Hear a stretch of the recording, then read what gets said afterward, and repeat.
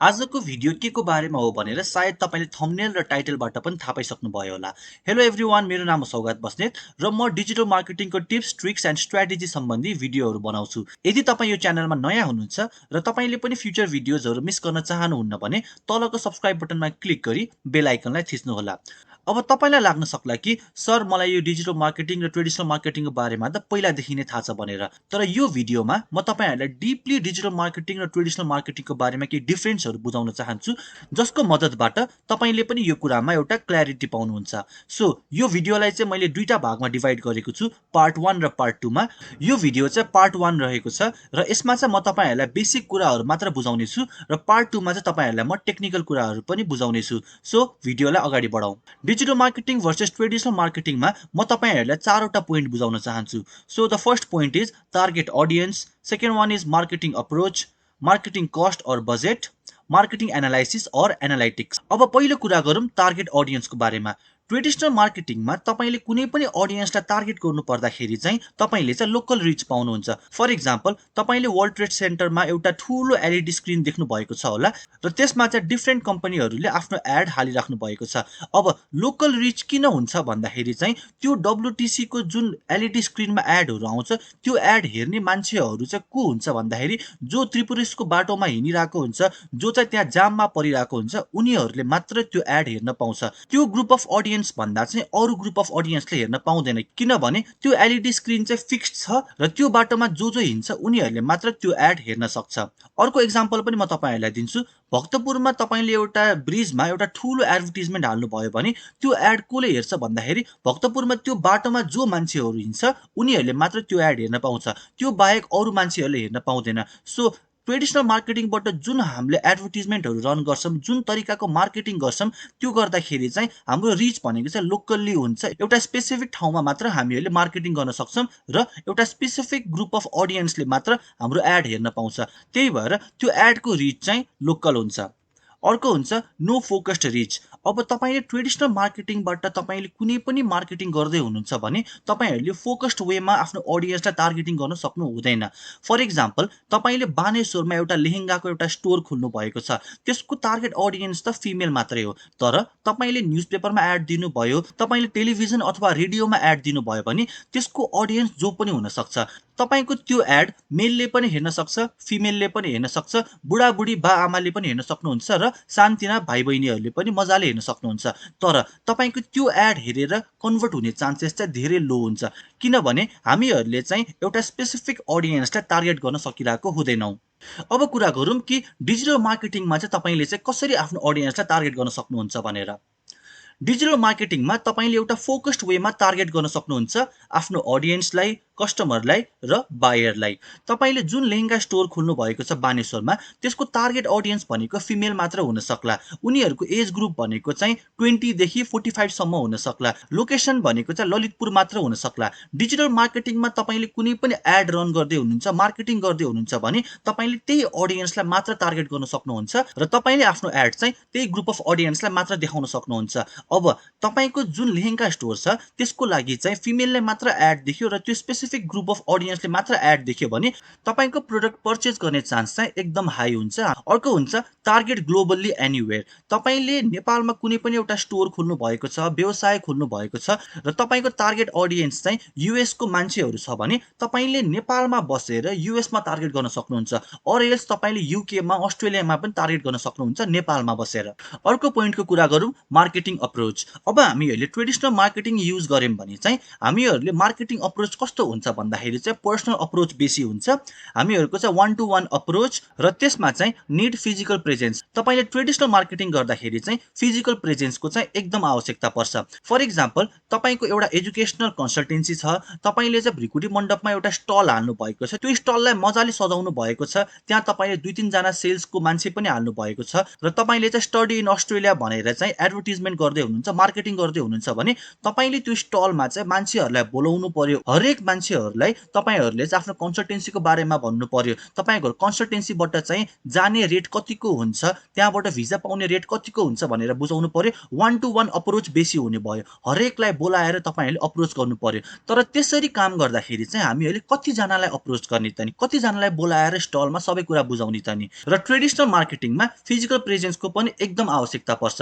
तपाईँले चाहिँ कुनै अर्ग्यानिक स्याम्पू सोपको चाहिँ एउटा प्रोडक्ट बेचिराख्नु भएको छ, तपाईँले चाहिँ मान्छेहरूलाई त्यो सामानहरू दिनुहुन्छ र त्यो मान्छेहरू चाहिँ फिजिकल्ली चाहिँ मार्केटिङ गर्न स्टार्ट गर्छ, पसलहरूमा जान्छ, घरहरूमा जान्छ, तपाईँको प्रोडक्टको बारेमा बुझाउँछ, त्यसपछि मान्छेलाई कन्भिन्स गरेर त्यो प्रोडक्ट चाहिँ बेच्न खोज्छ।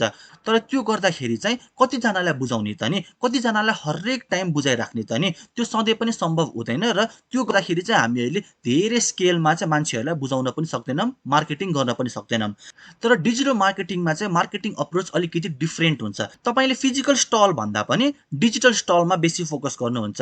तपाईँको डिजिटल स्टल भनेको चाहिँ वेबसाइट हुन सक्ला, ब्लग हुन सक्ला, तपाईँको फेसबुक इन्स्टाग्रामको पेज हुन सक्ला, तपाईँको युट्युब च्यानल हुन सक्ला। मान्छेहरू चाहिँ अब तपाईँकोमा आएर चाहिँ 1 to 1 अप्रोच गरिराख्नु परेन। तपाईँले आफ्नो वेबसाइटबाट सबै इन्फर्मेसन दिन सक्नुहुन्छ। तपाईँले आफ्नो बिजनेस फेसबुक और इन्स्टाग्राम पेजबाट राम्रोसँग चाहिँ आफ्नो मार्केटिङ गर्न सक्नुहुन्छ।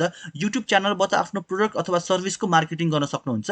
र त्यो गर्दाखेरि चाहिँ तपाईँको मार्केटिङ अप्रोच चाहिँ हाई स्केलमा चाहिँ गर्न सकिन्छ। धेरै मान्छेहरूलाई एकैचोटि चाहिँ हामीहरूले मार्केटिङ गर्न सक्छौँ। र मेन कुरा भनेको no need of physical presence. Digital marketing गर्दाखेरि तपाईँलाई फिजिकल प्रेजेन्सको केही आवश्यकता पर्दैन। अब मैले अहिले यो जुन भिडियो बनाइरहेको छु, यो भिडियो मैले एकचोटि बनाइसकेपछि धेरैजनालाई चाहिँ मैले यो कुराहरू बुझाउन सक्छु। तर मैले ट्रेडिसनल मार्केटिङ युज गर्नु पर्यो भने हरेकलाई बोलाएर यो सबै कुराहरू रिपिटेडली भनेको भने गरिराख्नु पर्ने हुन्छ, र त्यो कुरा धेरै सम्भव पनि हुँदैन। Third point is marketing cost. Traditional मार्केटिङमा कस्ट इज भेरी हाई। तपाईँले टिभीमा एड रन गर्नुहुन्छ, रेडियोमा एड रन गर्नुहुन्छ, magazines, newspaper, banner ad, display ad गर्नुहुन्छ। ट्रेडिसनल मार्केटिङमा कस्ट एकदम हाई हुन्छ।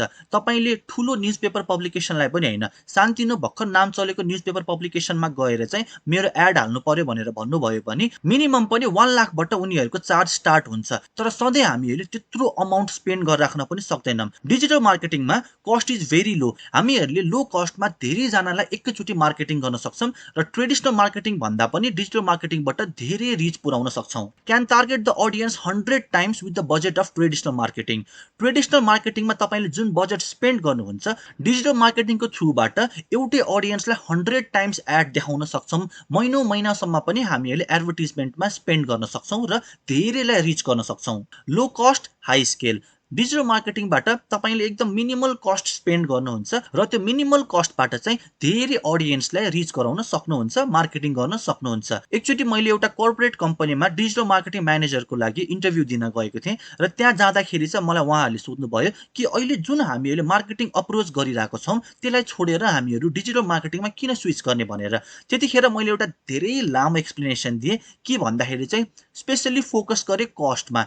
तपाईहरूले जुन मार्केटिङ अप्रोच अहिले गरिराख्नु भएको छ त्यो भन्दा पनि हामीहरूले डिजिटल मार्केटिङमा फोकस गर्यौँ भने चाहिँ कस्ट पनि मिनिमल हुन्छ। तपाईँको बिजनेसले जुन बजेट अहिले स्पेन्ड गरिराख्नु भएको छ त्यो बजेट मलाई दिनुभयो भने म डिजिटल मार्केटिङको थ्रुबाट चाहिँ तपाईँको रिच र सेल्सलाई 10 टाइम्स पनि बढाउन सक्छु भनेर चाहिँ मैले एउटा राम्रो एक्सप्लेनेसन दिएको थिएँ र त्यहाँबाट उहाँहरू धेरै इम्प्रेस्ड हुनुभएको थियो। त्यही भएर ट्रेडिसनल मार्केटिङ भन्दा पनि डिजिटल मार्केटिङ एकदम कस्ट इफेक्टिभ छ र अहिलेको समयमा बिजनेसेसहरूसँग धेरै क्यापिटल पनि हुँदैन मार्केटिङको लागि। र ट्रेडिसनल भन्दा पनि डिजिटल मार्केटिङ हामीहरूले युज गर्यौँ भने चाहिँ लो कस्टमा हामीहरूले धेरै स्केल अप हुने गरी एडभर्टिजमेन्ट गर्न सक्छौँ। फाइनल पोइन्ट छ मार्केटिङ एनालाइटिक्स।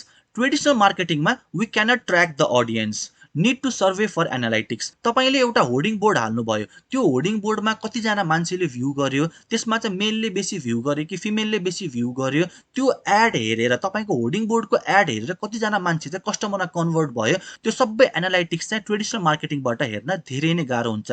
त्यसको लागि चाहिँ हामीहरूले सर्वे गर्नुपर्ने हुन्छ र हरेक मान्छेलाई चाहिँ बोलाएर सोध्नुपर्छ कि तपाईँले हाम्रो एड हेर्नुभयो कि भएन, तपाईँ यहाँ आउनुभयो, कसरी आउनुभयो, तपाईँले हाम्रो एड हेरेर आउनुभयो कि के हो भनेर चाहिँ हरेकलाई बुझाइराख्नुपर्छ, सर्वे गरिराख्नुपर्छ र त्यो लङ टर्ममा सम्भव पनि हुँदैन।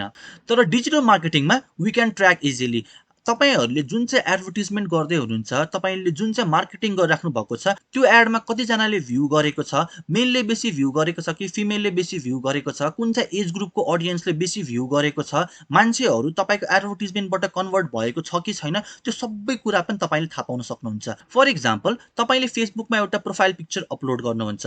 अपलोड गर्नु भइसकेपछि तपाईले बारम्बार चेक गर्नुहुन्छ कि त्यसमा कति लाइक्स आयो, कति कमेन्ट आयो, कति शेयर्स आयो भनेर। तपाईले थाहा पाउन सक्नुहुन्छ कि को मान्छेले तपाईलाई लाइक गर्यो, को मान्छेले तपाईको फोटोलाई शेयर गर्यो, को मान्छेले तपाईको फोटोमा कमेन्ट गर्यो भनेर सबै एनालाइटिक्स चाहिँ हामीहरूले इजिली हेर्न सक्छौं। Easy and smart decision making. हरेक बिजनेसमा एनालाइटिक्सको एउटा ठूलो रोल हुन्छ। तपाईले आफ्नो बिजनेसको प्रपर एनालाइसिस गर्न सक्नुभयो, तपाईको अडियन्सको कस्तो टाइप अफ अडियन्सले तपाईको प्रोडक्टलाई मन पराइरहेको छ, त्यो सबै कुराको प्रपर एनालाइटिक्स तपाईहरुले निकाल्न सक्नुभयो भने तपाईले फ्युचरमा ती एनालाइटिक्सको मद्दतबाट चाहिँ टार्गेटिङ राम्रोसँग गर्न सक्नुहुन्छ। आफ्नो एडभर्टाइजमेन्टलाई चाहिँ राम्रोसँग मोडिफाई गरेर चाहिँ तपाईको अडियन्सले मन पराउने गरी एडहरु रन गर्न सक्नुहुन्छ। सो आई होप कि तपाईहरुले यो भिडियोबाट डिजिटल मार्केटिङ भर्सेस ट्रेडिसनल मार्केटिङको केही डिफरेन्सहरु पाउनु भयो होला। यसमा चाहिँ मैले बेसिक कुराहरु कभर गरेको छु। पार्ट 2 मा म तपाईहरुलाई केही टेक्निकल डिफरेन्सेसको बारेमा पनि कुरा गर्नेछु। सो तपाईहरुले पार्ट 2 चाहिँ मिस नगर्नु होला।